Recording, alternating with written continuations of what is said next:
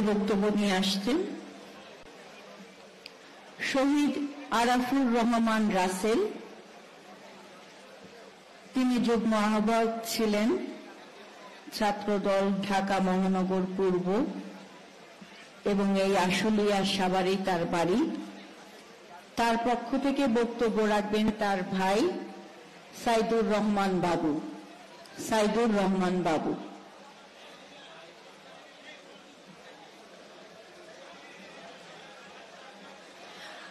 আমি একটু আমাদের এই সাইডে একটু নেতৃবৃন্দদেরকে, বাহেদ ভাই একটু সবাইকে একটু সরাই দেন আপনারা প্লিজ, একটু বলেন, আপনারা বললেই শোধ, আপনারা সিনিয়র নেতা, আপনারা বলেন।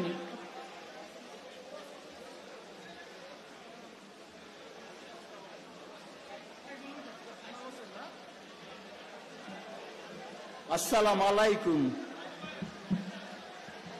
আলহামদুলিল্লাহ, এখানে উপস্থিত হতে পেরে আমি নিজেকে ধন্য মনে করছি। আমি সাইদুর রহমান বাবু, যুগ্ম আহ্বায়ক ঢাকা মহানগর পূর্ব ছাত্রদল নেতা শহীদ আরিফুর রহমান রাসেলের ভাই। আমি ধন্যবাদ জানাচ্ছি বাংলাদেশের ঘোষক শহীদ রাষ্ট্রপতি জিয়াউর রহমানকে। আমি ধন্যবাদ জানাচ্ছি স্বাধীন বাংলাদেশের প্রথম নারী প্রধানমন্ত্রী বেগম খালেদা জিয়াকে।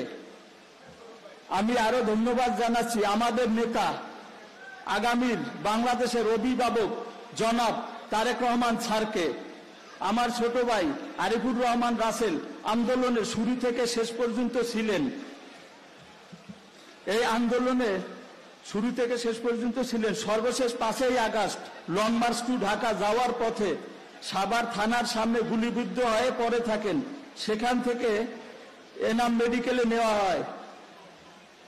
আমি খবর পাই, আমি ওখানে যাই, দেখি ফ্লোরে পড়ে আছে রক্ত আর রক্ত।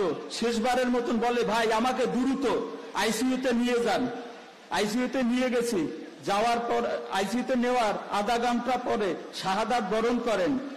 রাসেল বরিশাল বিএম কলেজ অনার্সে ভর্তি হওয়ার পর থেকে ছাত্রদল রাজনীতির সাথে যুক্ত হন। এই রাজনীতির কারণে বরিশালে হামলা মামলার শিকার হন। সেখানে আমাদের পরিবার আর্থিকভাবে অনেক ক্ষতিগ্রস্ত হয়। আমার বড় ভাই ঢাকা নিয়ে আসেন, ঢাকা নিউ মডেল কলেজ ভর্তি করেন।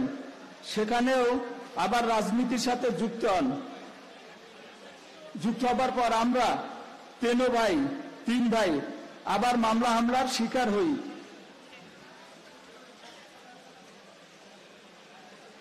মামলার শিকার হয়ে